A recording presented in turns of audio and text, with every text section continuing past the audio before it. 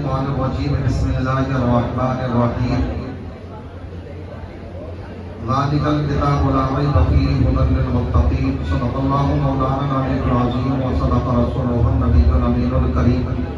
ونحن علی ذلک لمن الشاہدین والشاکرین والحمد للہ رب العالمین۔ ٹائم تو اچھا خاصا ہو چکا، مگر اس شب میں جو رکھا جاتا ہے یہاں پر یہ جشن قرآن، اس کا ایک مقصد بھی ہے۔ آج کی جو شب ہے وہ شب قدر کے نام سے جانی جاتی ہے۔ بہت یقین کے ساتھ تو نہیں کہا جا سکتا، مگر پیارے آقا نے ارشاد فرمایا ماہ رمضان کے آخری عشرے کی طاق راتوں میں اس کو تلاش کرو، تو یہ طاق راتوں میں سے ایک رات ہے۔ جن بزرگوں نے رات رات کے مجاہدے کی عبادت کی تو شب قدر کو اسی شب میں پایا، تو اس لیے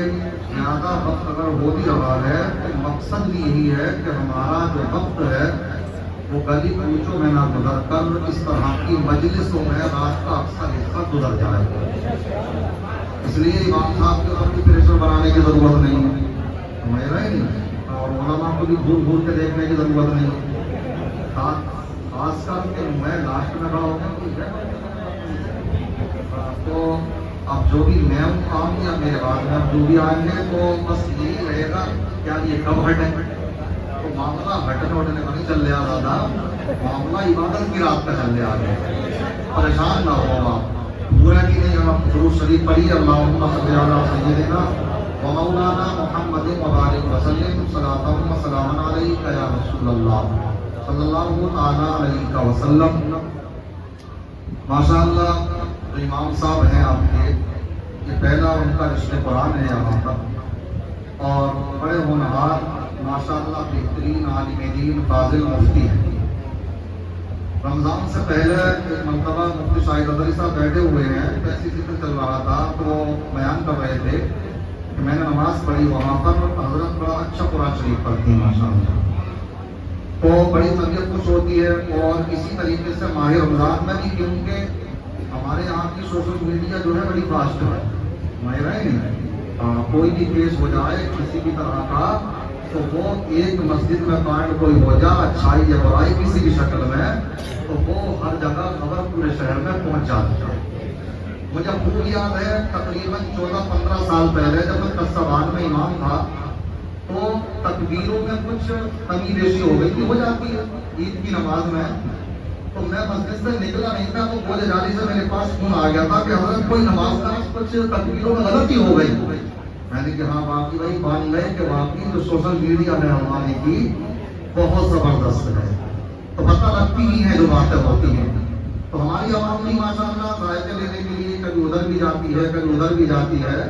خوب ٹیسٹ لیتے ہیں۔ اب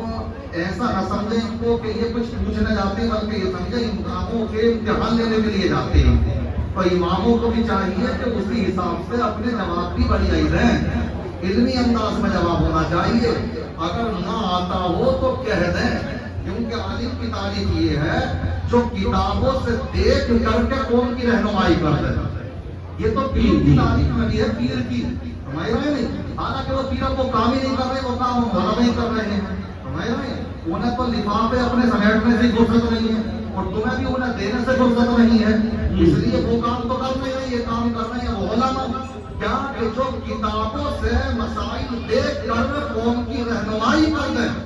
سمجھ رہے ہیں، تو وہ صحیح معنی میں عالم ہے، سمجھ رہے ہیں۔ کتابیں کی کتابیں مستند اور ماخذ اور مراجع کی حیثیت رکھتی ہیں، ان کی بات چل رہی ہے، سمجھ رہے ہیں۔ تو جو صحیح کتابیں ہیں، مستند کتابیں ہیں، ان سے مسائل نکال کر کے قوم کی رہنمائی کر دیں، تو اس میں کوئی مسئلہ نہیں ہے۔ اگر آپ ہم سے مسئلہ پوچھنے کے لیے آئیں، ہمارے اگر پر وقت یاد نہ ہو تو ہم کہیں اصل میں تشریف لائیے، ہم بھی دیکھ لیتے ہیں، اور آپ اپنی تیاری کے ساتھ میں آئے، تو اس میں کوئی عیب کی بات نہیں ہے۔ عیب ہے غلط بتانا، مسئلہ غلط بتانا۔ ایسے ہی ماہ رمضان میں اگر حافظ قرآن پڑھ رہا ہو تو اس کو متشابہ لگ جانا، اس کو لقمہ لگ جانا، یہ عیب نہیں ہے۔ عیب ہے قرآن کے اندر غلط پڑھنا، قرآن کو غلط طریقے سے پڑھنا، یا نمون تعلمون کے علاوہ سمجھ بھی نہیں آیا، بس یہ پتہ لگ رہا کہ گھوٹا سا چلتا ہے، گائے کا چل رہا فیکٹری لگی ہوئی ہے کہ وہاں کوئی انجن چل رہا ہے تو اس کا گھرگھاٹا ہے، یہ کچھ سمجھ میں نہیں آ رہا، بس ایک گھرگھاٹا کا چل رہا ہے بس، سمجھ رہے ہیں؟ تو یہ ہے غلط۔ صحیح یہ ہے کہ قرآن کو پڑھا جائے، چاہے ایک بارے میں 5 متشابہ آ جائے وہ کوئی بات نہیں۔ ٹائم تو سمجھتا ہے ہو گیا ہوگا پورا، میں تو ایک حدیث پیش کرنے کے لیے کھڑا ہوا تھا، مگر یہ بات ہے جو ضروری باتیں ہیں ان کو سمجھنا بھی ضروری ہے، کیونکہ علماء کرام کی اہمیت کو سمجھے، ساتھ ساتھ میں ان کی ذمہ داریوں کو سمجھے۔ تو بات یہاں تک ہمارے امام صاحب سے نکلی تھی، میں نے کوئی اپنی طرف سے کوئی بات کری نہیں ہے، تو ماشاء اللہ بڑے اچھے امام صاحب ہیں، پڑھے لکھے ہیں، ان کی قدر کیجیے آپ، سمجھ رہے ہیں؟ اب دوبارہ پڑھنا ہے درود شریف پہ، اللہم صلی علی سیدنا و مولانا محمد وعلى وسلم صلاۃ و سلام علیک یا رسول اللہ صلی اللہ تعالی علیہ وسلم۔ آقا ارشاد فرماتے ہیں کہ الماہر بالقرآن، قرآن کا ماہر مع السفرۃ الکرام البررہ، کل قیامت کے دن معزز فرشتوں کے ساتھ میں اٹھایا جائے گا۔ سبحان اللہ۔ قرآن کا جو ماہر ہو، قرآن کا پڑھنے والا ہو، تو کل قیامت کے دن اس کو معزز فرشتوں کے ساتھ میں اٹھایا جائے گا۔ اور آگے آقا ارشاد فرماتی والذی یقرأ القرآن،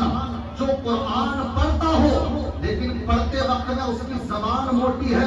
کند ذہن ہے، ایک ایک آیت کو بار بار پڑھنا پڑتا ہے، کوئی صحیح ہوتا 2-3 مرتبہ ریپیٹ کیا یاد ہو گئی، لیکن ایک انسان وہ ہے جو اس کو بار بار پڑھنا پڑ رہا ہے، یا تو زبان کی لکنت کی وجہ سے، زبان کے موٹا ہونے کی وجہ سے، یا کند ذہن ہونے کی وجہ سے، تو اس کو بھی پریشان ہونے کی ضرورت نہیں ہے، بلکہ آقا ارشاد فرماتے ہیں والذی یقرأ القرآن، جو قرآن پڑھتا ہو وَيَتَتَعْتَعُ